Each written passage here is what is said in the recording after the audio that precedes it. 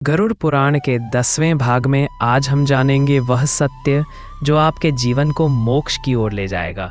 अगर हम ईश्वर से डरते हैं और जिंदगी को संवारना चाहते हैं तो हमें कुछ संकेत ईश्वर के द्वारा भी मिलता है, जो आज इस अध्याय में जानेंगे।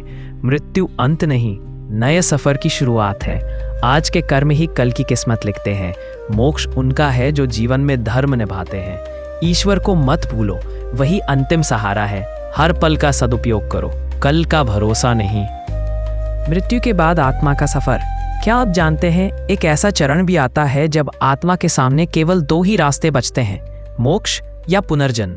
आज हम आपको गरुड़ पुराण के 10वें अध्याय का वो सच बताएंगे जिसे जानकर आपकी सोच हमेशा के लिए बदल जाएगी। गरुड़ पुराण के अनुसार जब आत्मा अपने कर्मों का पूरा लेखा जोखा दे चुकी होती है, तब वह एक अद्भुत लेकिन भयावह द्वार पर पहुंचती है। ये द्वार साधारण नहीं बल्कि ईश्वर द्वारा बनाया गया अंतिम मार्ग है। यहाँ आत्मा के सामने उसके जीवन के हर पाप और हर पुण्य का चलचित्र चलता है। हर चीख, हर खुशी, हर आंसू, सब कुछ एक पल में उसकी आंखों के सामने आ जाता है।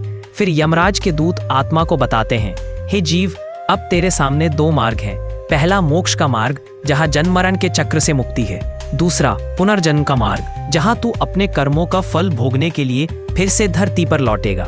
गरुड़ पुराण में कहा गया है, मोक्ष का मार्ग केवल उन्हीं के लिए खुलता है जिन्होंने जीवन में सच्चा धर्म पालन किया हो, अहंकार त्यागा हो और ईश्वर का नाम स्मरण किया हो। लेकिन जो पाप के बंधन में बंधे रहते हैं, उनके लिए पुनर्जन्म अनिवार्य हो जाता है, कभी सुख के रूप में तो कभी दुख के रूप में। जीवन अमूल्य है, हर क्षण, हर कर्म आपके अगले सफर का निर्णय करता है।